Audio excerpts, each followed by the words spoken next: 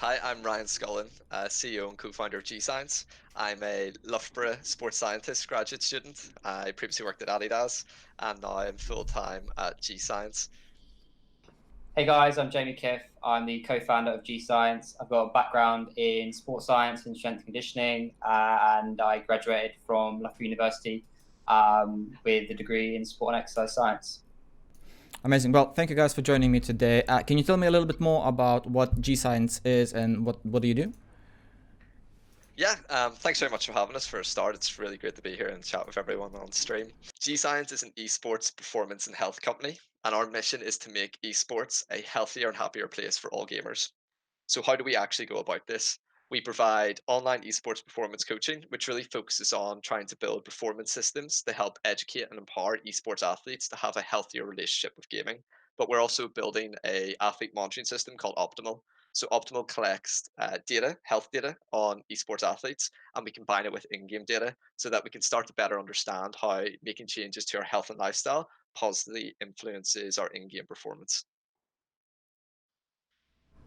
Okay, amazing. Well, so the idea of G Science was conceived after you, Ryan, graduated from Loughborough University. Is that correct? With a degree in sports and exercise science. Can you walk Yeah, us through that's correct. how it was formed from from your degree to where it is now?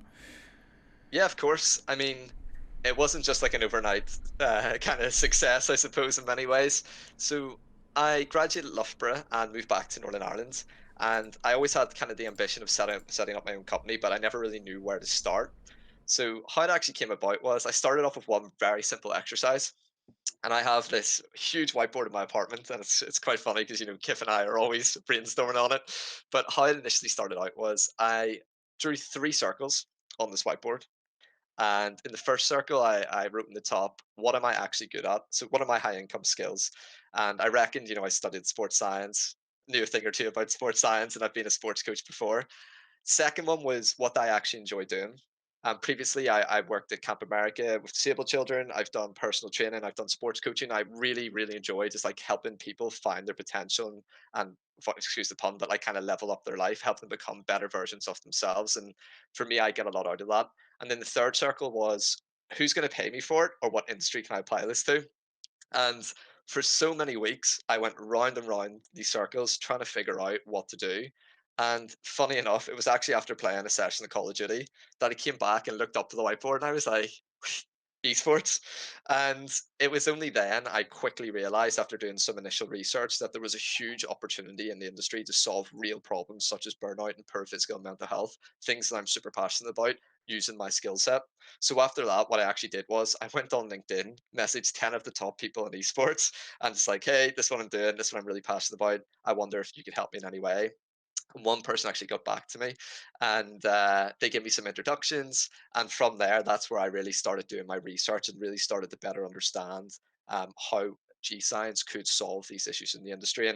And then from that, I put together a business plan. Um, and I was able to get onto a technology accelerator called Propel. It's run by Ignite, which is a tech accelerator for high growth companies. And over a period of 6 months, then from I think it was December time to June, I participated in this program, which really helped kind of upskill me in terms of the business and really taking my amazing idea and actually turned it into an actual business. So that was just kind of the growth of G Science. And then it leads into, Jamie and I have been great friends for about 5 years now. And I think for me, when I was starting off a company, it was really important to get someone who I trusted and someone I knew was very like me in terms of sharing the same kind of morals and values and beliefs, and also had that work ethic that you need to succeed in the startup. So when I was looking for a sports scientist to join, immediately, Jamie was my first port of call. And I think I'm going to let Jamie chat about this because initially, when I told Jamie about the idea, what was your response? Yeah, so I had a call back with Ryan in probably halfway through 2018. And when Ryan pitched me the idea, I was like, "You're mad, you're crazy." I think that's probably partly due to the fact that I didn't have the best understanding of some of the issues and some of the problems that were going on in esports. But as me and Ryan started talking more in terms of how we could, make this into a business and how we can help people more, for me, it became a really, really good idea in terms of helping people that don't necessarily have the kind of support that traditional sports have or traditional athletes have.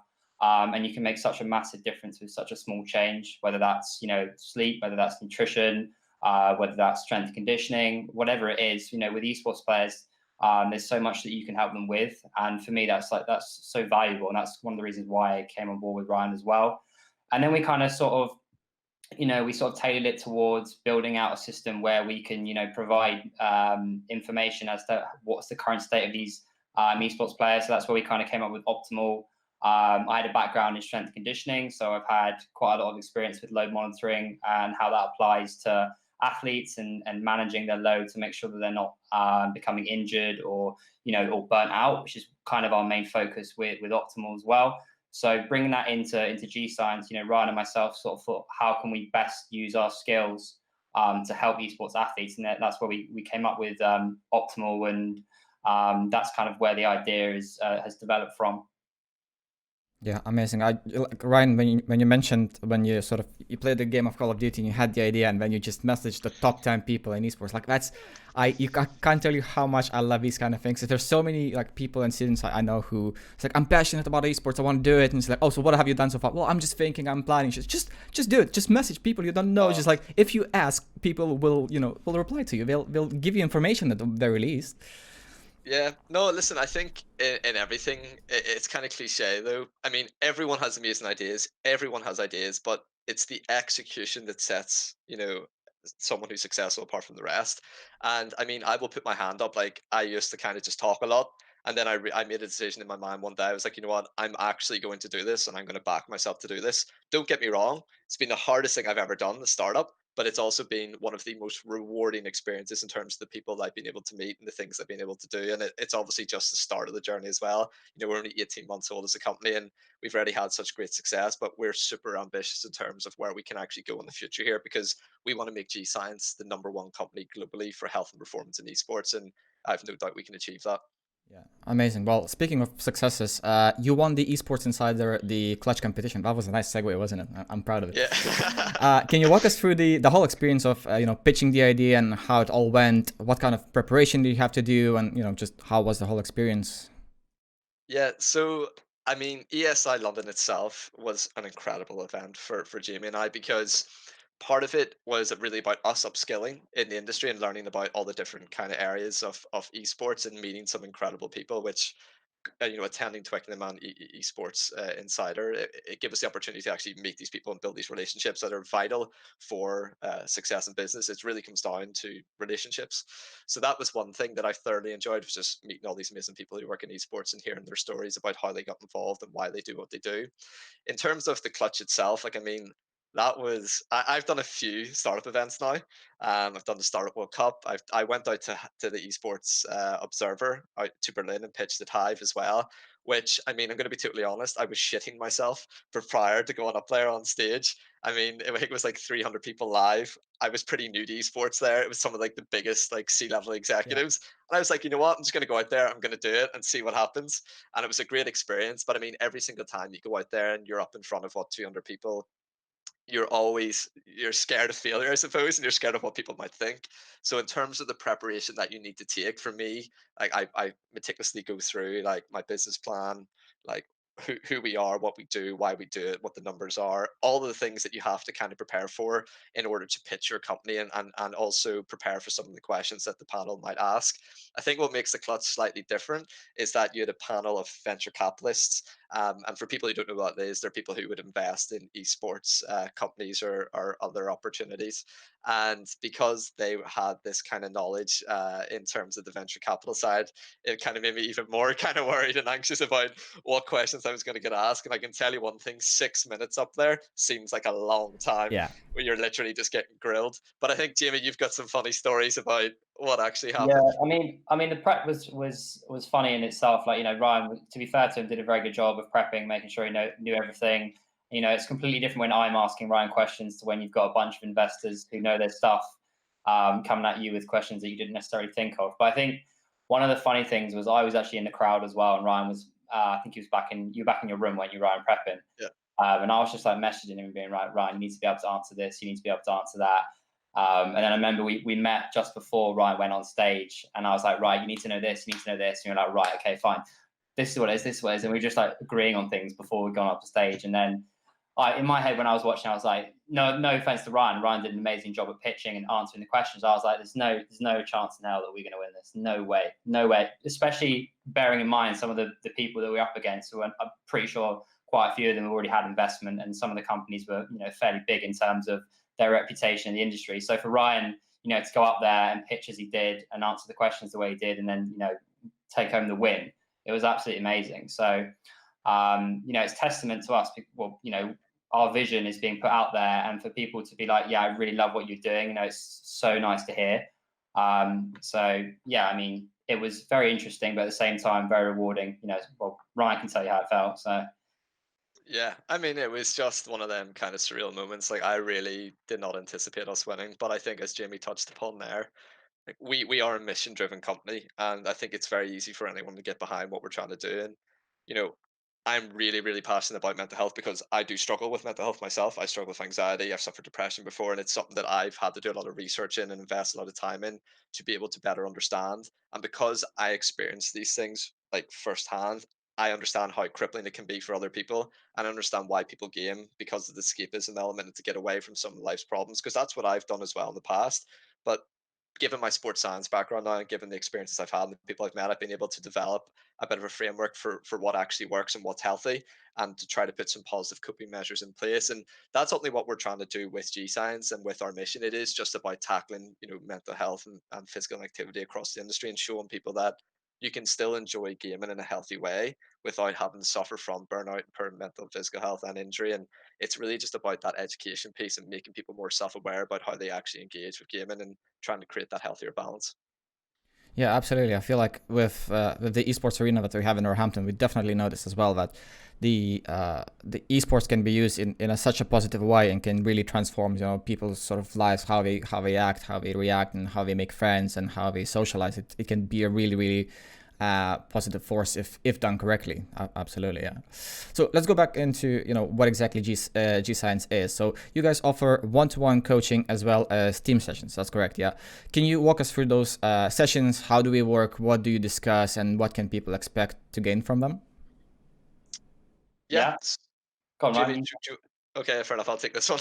So I think in terms, we have a bit of a unique philosophy in the sense of how we approach things. We very much, it's contextual, as in every case is very different. And why I say that is that everyone has different needs. So what we do, depending on if it's an individual or a team.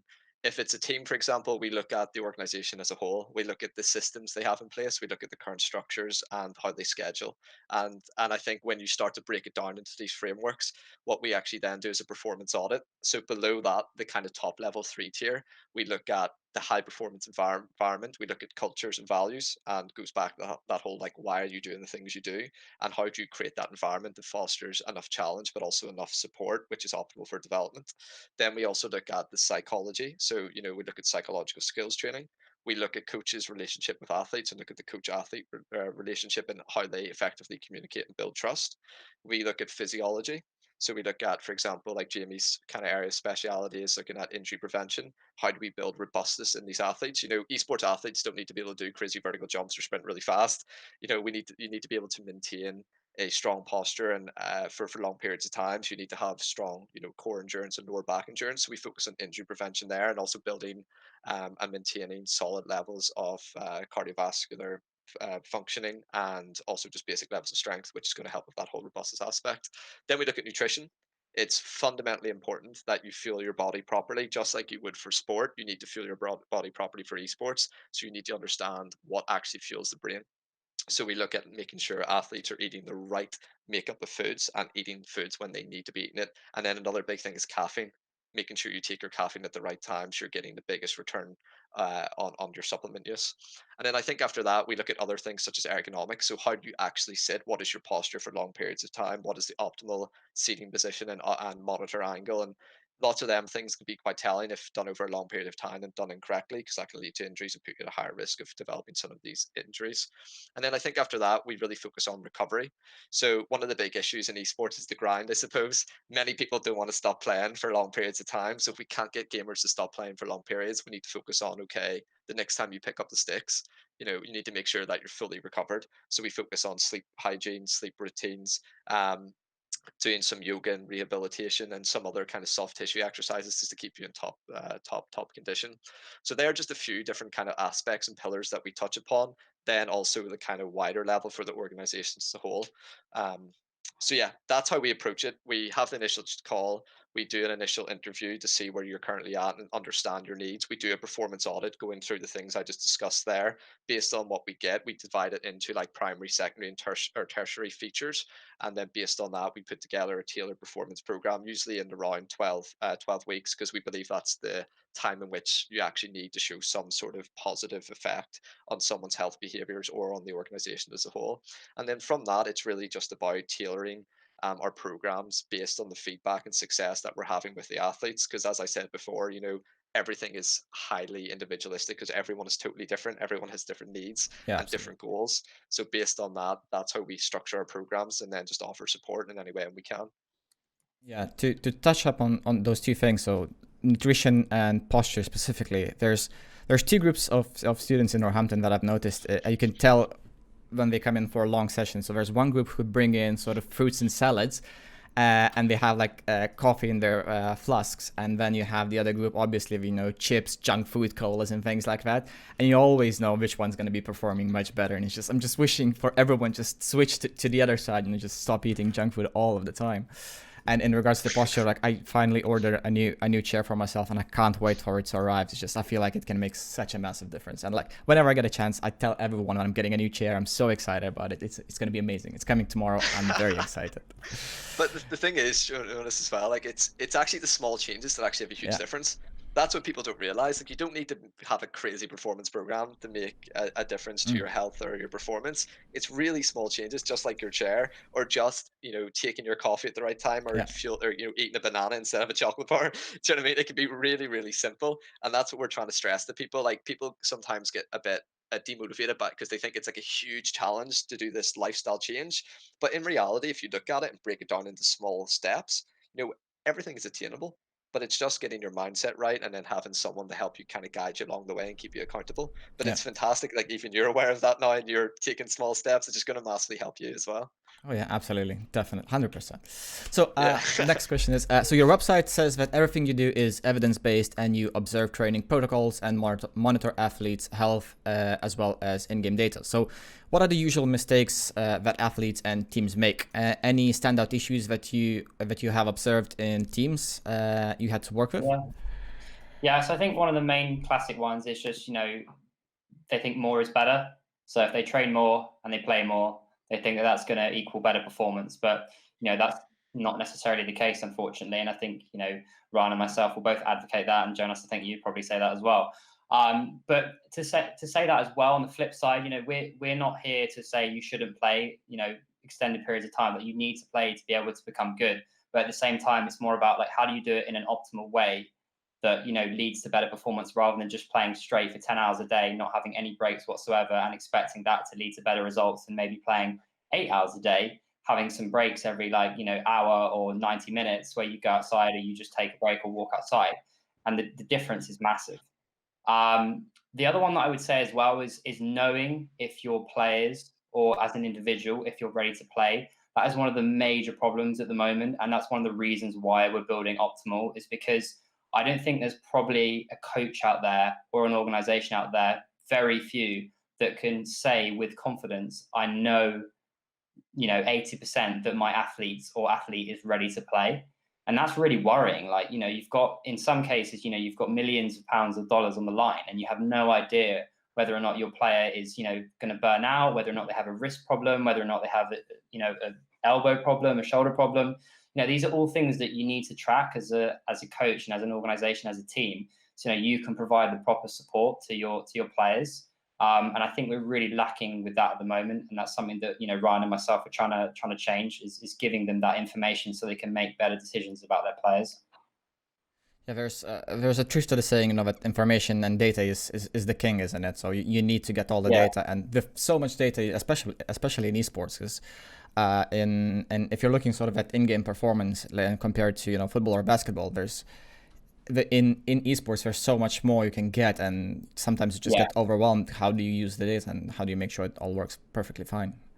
Yeah. Go on, Ryan. Go on. I was going to say, just on that point, it's super interesting. Is esports does give you an abundance of data, but it's about how do you actually understand that data and make it useful, and that's why we talk about actionable insights. So ultimately, what we're trying to achieve with G Science and part of our evidence kind of based strategy is it's really hard right now to say that X causes Y in this industry. So I can't tell you right now, Jonas, if you sleep for 8 hours, it's going to give you, an increased KD in Call of Duty, let's say, for example, right? Because there's too many confounding variables that influence that.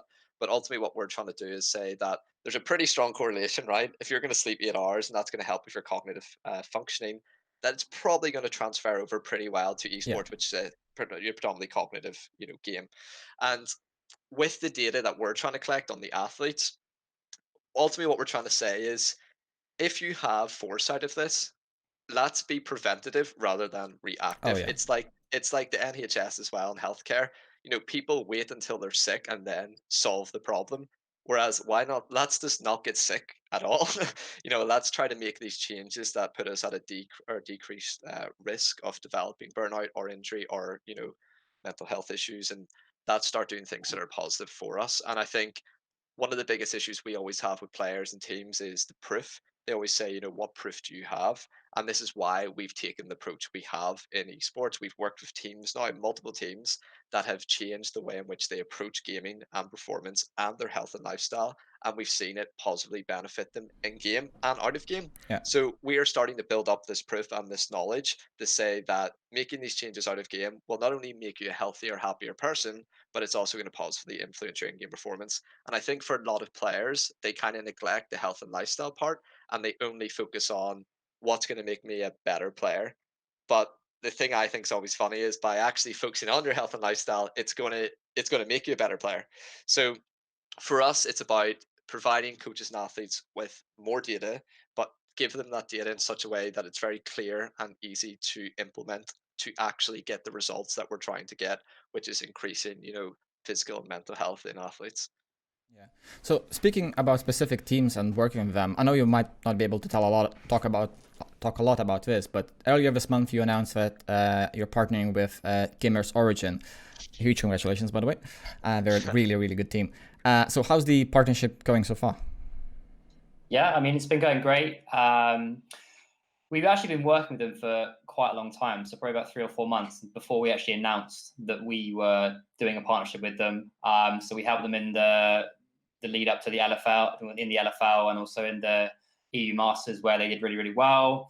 It was fantastic to see how well the team did as a whole, because I mean, I know it's not just me saying it as well, but I think they were underdogs for a lot of the games as well, and they really did pull through.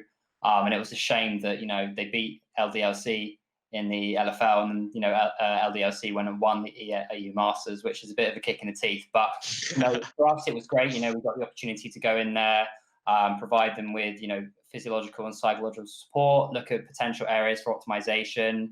Unfortunately, we had the whole coronavirus situation, which meant that we couldn't do a lot in person. But we did get to meet the players, work with them in person, and then we came away and provided them with sort of online support, provided them with sort of mental and physical preparation before their games, and during training set or during the training period in the lead up to competition as well, just to make sure that they're prepared.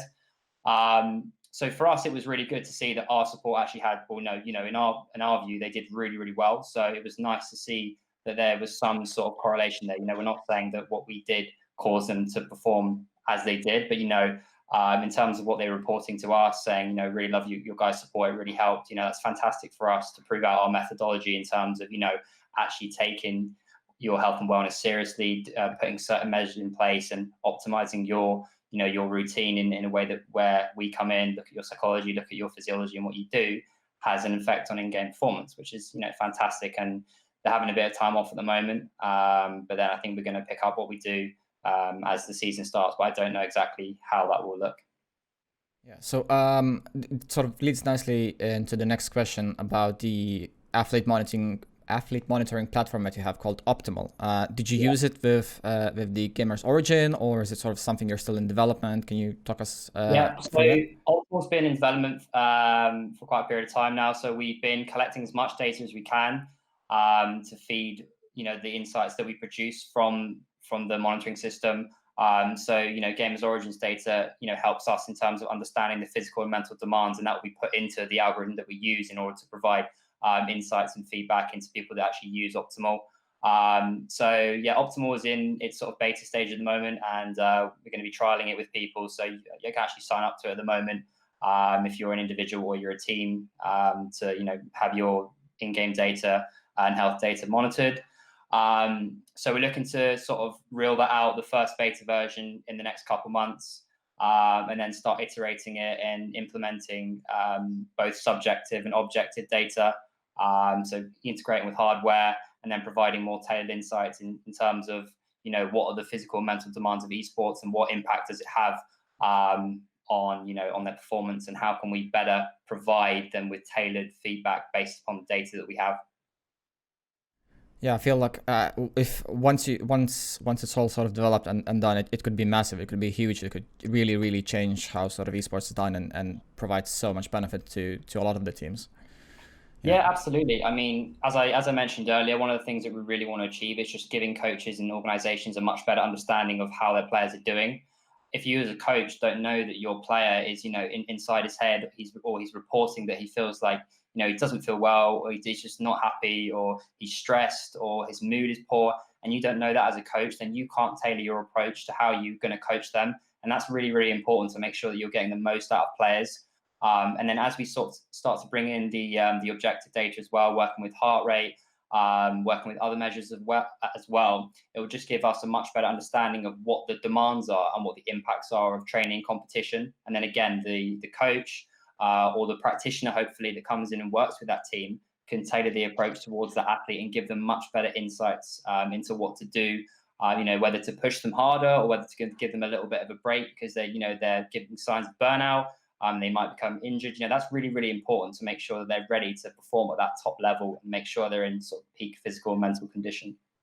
Yeah, absolutely. So, Ryan, in one of the interviews for the Esports Insider, you said that, and I quote, "I want G-Science to become the global kite mark for health in esports." So that was less than a year ago. It was in September 2019. How has G-Science advanced since then, and sort of what's your 5-year plan if there is one? Yeah, of course, it's a good question. I mean, as I said at the start of the interview, for me, I really want G Science to become the #1 company globally for health and performance. And I think with the team that we're building and the partnerships that we're gaining as well, I think that we're definitely on route to achieve that. In terms of what we've achieved in the last year, it's been pretty amazing, I think, because our focus, I think, as Jamie mentioned as well, is you can't just take a traditional sports methodology here and just bring it into esports. And we've seen so many people try that and just fail. In order to actually produce something of value and to really have an impact for esports athletes, you need to take the time to work with esports athletes. And you can't just come in with your traditional sports background and think one size fits all, because it quite simply does not. And esports athletes have such unique demands that are so different from traditional sports athletes. So in saying that, what we have done with our approach is work. I think we've worked with over 100 players now, from amateur to pro, and each time we work with them, we collect data. We observe, actually observe them playing, observe their behaviors, but we also have that quantifiable data as well. And because we're taking this data driven approach, it allows us to really understand these demands that are being placed in esports athletes. And I think in saying that, that allows us then to build tailored systems and to build out these qualifications and to give people more practical tools and interventions and strategies that know are built upon the insights that we've generated from working with an actual esports population.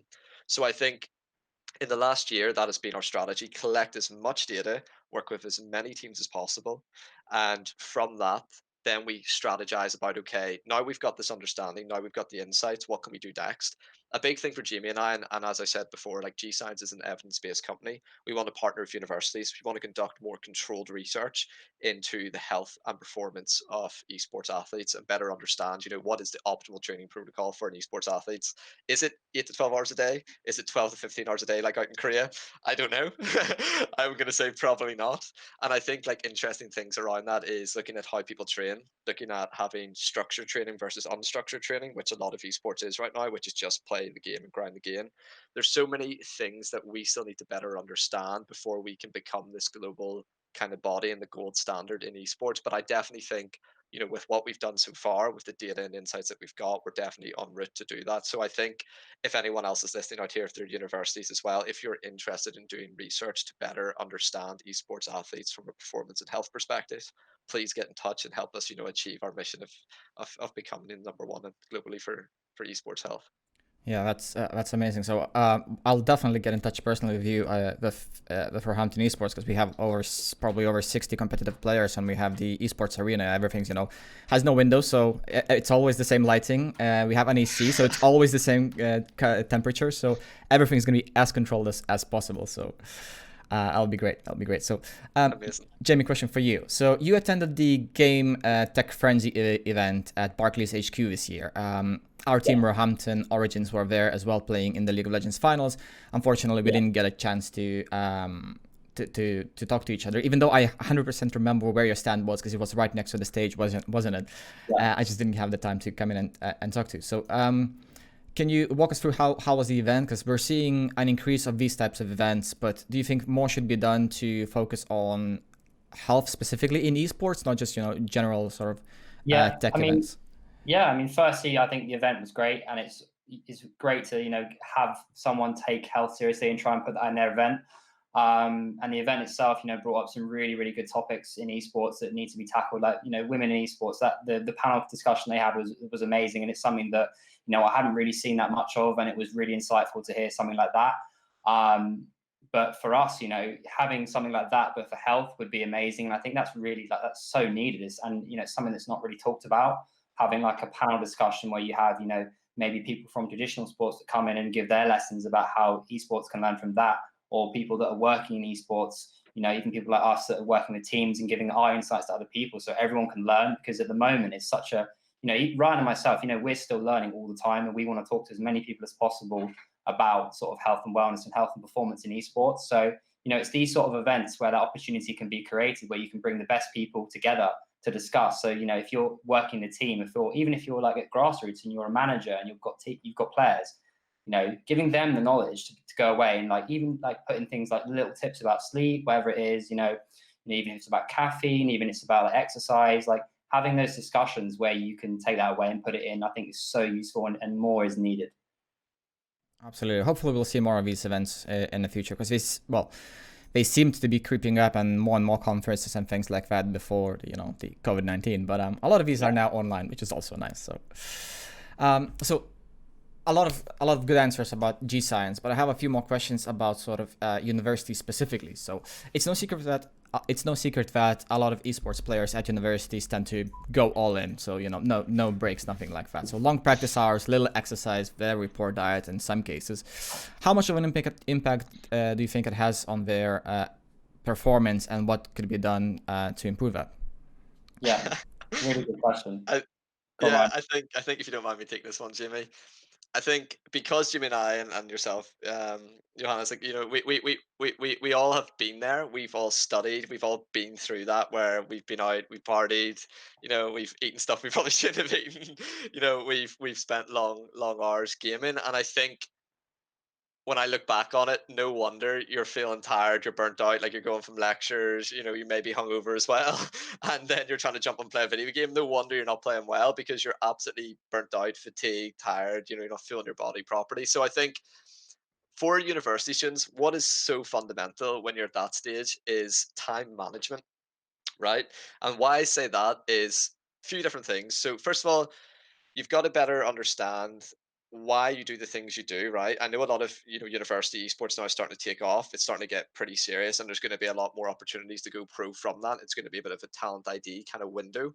So if you are serious about making esports your career, I think you need to start with why. Why are you doing this? What do you want from it? Second thing I'd say is then set goals.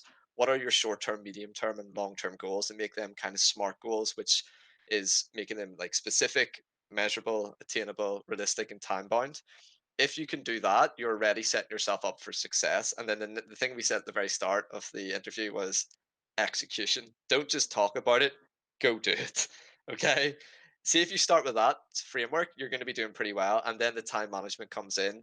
Focus and discipline are key. If you're serious about this, you need to get your studies in. You need to get your exercise in. You need to go to your scrim sessions, have your Mm. review sessions with your coach. Maybe get a mentor as well to help you upskill in game or out of game, or access someone like yourselves in terms of coaches if you're serious. But I think, yeah, it just comes down to the whole why. Like, everyone has different reasons as to why you game and what you want to get out of it. So when you better understand that, you can then put together a framework of how do you achieve your goal realistically.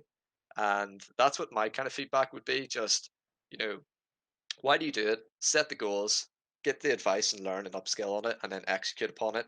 And I think if you stick to that, you're going to be successful. Yeah, Yeah. I 100% agree. I feel like it's for both, well, for all three of us, it's very clear right now, and it's very easy to see that these are the things you should be doing. But when all of us were in university, that's not what we were thinking, was it? It's just No, not at getting, all. learning from others' mistakes, and learning and getting all that information. Hopefully, yeah, will benefit those students. So these are the Yeah. sort of things that students can do individually, but more and more universities are sort of expanding into esports. So with things like esports arenas, roles like mine, because I'm a full-time member of staff at Roehampton looking after our esports programs. What can sort of universities from the faculty side do to support esports players? Yeah, I think, Jim, if you don't mind me just chatting about this briefly and then get your input as well. I think there's a few things. So if you want to get the universities back in, you need to look at esports as a way for them to kind of draw in more students into the university as well. A lot of people who play esports are really into kind of STEM subjects, and you've probably seen the latest research of the percentage of students who are in a STEM background who participate in esports. So I think collaborating with other faculties, not only the esports society, will really benefit getting buy-in from the university. Another thing as well, which I think is super important and something that we've discussed, is with all the problems in esports around the mental health and a lot of the issues there, university can be quite lonely for people. And I think that a lot of people join these societies and groups to kind of feel accepted and have that support network there. But for universities to kind of get involved and get more buy-in, is maybe actually provide mental health services for the esports society and teams and players and people who really need it, creating a supportive environment where they feel comfortable and safe to be able to access them services through the esports society themselves. And then the final thing I'd say as well is develop a smart gaming initiative or a healthy gaming strategy. So with the members of the society, with obviously the executive members as well, sit down and discuss what does it mean to be healthy in esports, and try to better understand what are their challenges and barriers to why they wouldn't participate in, let's say, healthy behavior, and see if there's ways in which you can work together and facilitate, a promotion of health and well-being within the society itself. Yeah, absolutely. Jamie, anything on this? Yeah, I think the only thing to add to that would be that, I think there's, in some cases, there is, some universities where esports isn't necessarily promoted. I know you guys at Roehampton are doing it really, really well. And I think a lot of universities can learn a lot from you guys. It's just promoting esports more as an activity. And, if universities want gaming to be seen as a more healthy activity, then they need to promote it more. And promote people saying, do you want to come and do this? There's an activity here. There's a society here. And then supporting the esports organizations or whatever initiative it is supporting them and giving them access to maybe people in certain faculties like psychology support, or whether it's as you guys have done at Roehampton, giving some of the esports players free access to the gym, or giving them any sort of resources they need, is making sure that that's in place. So it is seen as a legitimate activity, or something that people can engage in it, and they know that if they do go into that they have the support they need. Absolutely agree with you on literally every single thing you just said. So in your website you mentioned, which by the way, your website is fairly new, isn't it? It's amazing. I love it. Absolutely We love it. just updated it. Thank There you we very go. much. Amazing. So you mentioned that at G Science we believe that establishing a high performance culture is at the heart of any successful team. How can universities and societies establish that a high performance culture?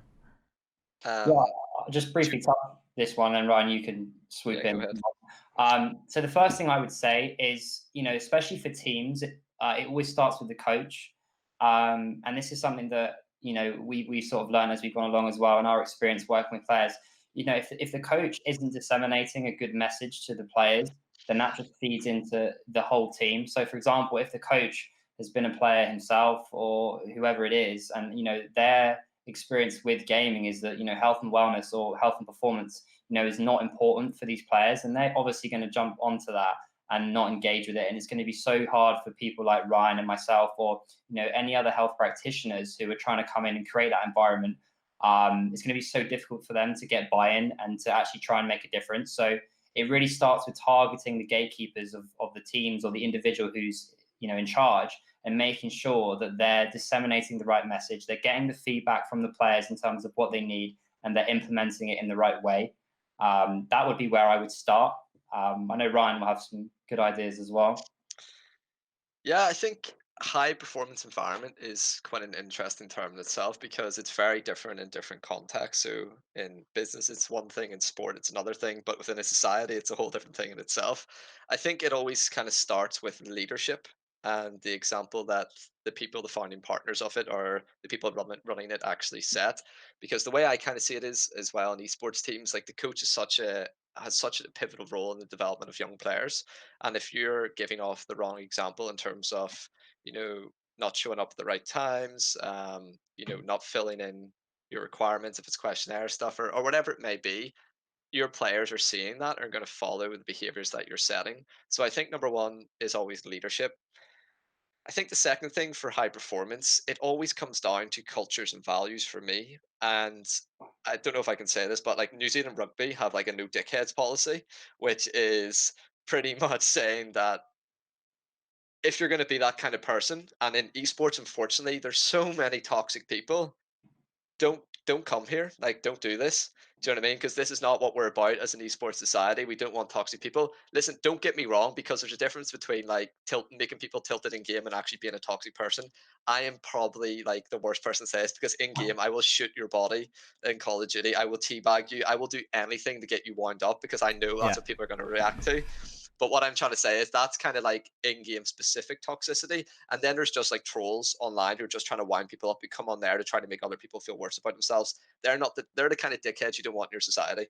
And what I'm trying to say is you can either allow people like that to come in and erode your society, or you can pick them out, try to help them, make them more self-aware, and give them the support they need, or just explain to them this is not what we stand for here. So I think having that kind of policy in place, and discussing cultures and values and what you stand for as a society is super important. And the third thing I'd say is about accountability. There's no point having all these amazing cultures and values and all if you have no accountability there. And accountability doesn't just come from the top, it actually is something that the whole society itself needs to stand for. And I think like even simple things like support, like if you know one of your players in your team, like one of your friends, one of your mates is having a bad day, like go easy on them, give them like the arm around the shoulder kind of treatment. Don't Yeah. shout at them that day. And I think that's really important. And one thing I'm really passionate about as well in this gaming, like I love the competitive nature. I love getting people riled up. I love that, like, in so many ways. But always try to be self-aware, guys, and this for everyone listening. Like, think about how your actions will actually influence that individual. Like, without going too much on it, but like suicide within esports and within gaming is huge. So many people do have mental health issues, and it being mental health week now, when we're actually recording this, I think it's so important to think about how your actions and words will influence others. So that's one thing, in my challenge for everyone here is, really think about how you act in game and what you're doing, and try to stop being so toxic, because it's one of the worst issues right now in esports. And try to foster more supportive and creative environment where everyone can grow and kind of enjoy gaming for what it's meant to be. It's meant to be fun. That's why we all play it. So that's what I would say about kind of high performance. Yeah, but in regards to toxicity, I completely agree with you. And like everyone, all of us will get the a game or two where we just everything just goes wrong, and you feel the need to rage and things like that. So my personal advice would be what I've started doing recently, and it works wonders. It's absolutely hilarious. Is to kill them with kindness. So if someone's raging at me or something like that, you just go like, I hope you're gonna have an amazing day. This might not be the best game, but I really hope and just go over the top, just completely over the top. It works wonders, because everyone's just sort of, especially in games like League, where a lot of toxicity does happen. People just expect you to come back with more toxicity, and just toxicity to in between, but they just have no idea what to do if you're being overly positive, and you just get lost and confused. I absolutely love that. But like on that note as well, like my partner's a trainee psychologist, and one of the things we talk about is unconditional positive regard. And what I mean by that is like you have no idea what that person's been through today. You have no idea their circumstances. You have no idea why they're acting the way they do. So instead of you just like biting at it, which is what I would have done in the past, I'm a very like passionate, emotional person. try to take a deep breath and think to yourself, right, okay, there's obviously a reason why this person's doing this, and try not to give in to that. I think what you've just said there, Jonas, and you hit the nail on the head. If you can just be kind and kill them with kindness, like that is the best way of approaching it. Yeah, that's amazing. So we're sort of running low on time, and I'd like to finish on this very positive note. The only last question really is there anything else you'd like to mention to anyone sort of watching this stream, or anyone watching VODs, or just, you know, people who would like to hear more from you or anything like that? I think the first thing, just to quickly jump in there, is, you know, with, you know, yourself being affiliated with Roehampton as well, Jonas, and, you know, other universities listening to this, is just to reiterate what Ryan said, is, you know, we really want to conduct and learn as much as we can about the industry. So if there's anyone out there that wants to do scientific research, we, you know, we're all ears. Please contact us. Yeah, we want to learn as much as possible and get it out there so everyone can use it. So, you know, we can create an industry that, you know, everyone understands what's going on, and the demands, you know, are just so much more well understood. I know Ryan will have some other things as well that you probably want to talk about. Yeah, I think just kind of bring it back to like RY, like RY and esports, and our mission is to make it a healthier and happier place for all gamers. And I kind of just want to reiterate that if you are a gamer now listening to this, I think if you have any questions around health and performance, like please feel free to reach out to us. Or alternatively, like we do produce a lot of content around a lot of the stuff we just talked about today. So get onto our website, read some of the blogs. We're going to be producing a lot of videos in the coming months as well around a lot of them topics. But yeah, I think like just to kind of summarize it all, just with Mental Health Awareness Week being now, I think just be nice to people, be kind to people, enjoy your gaming, and yeah, and I think that's the kind of key. And the thing is, small things can lead to big outcomes and big results. So when we're talking about health and fitness again, and performance, like just focus on doing some small changes in your life, get your why down, get your goals set, upskill and learn, and just execute. And I can guarantee you're going to be healthier, happier, and definitely more successful. All right, amazing, guys. Well, thank you so much for joining me today. Thank you very much, Jonas. It's Yeah, been a thank pleasure. you.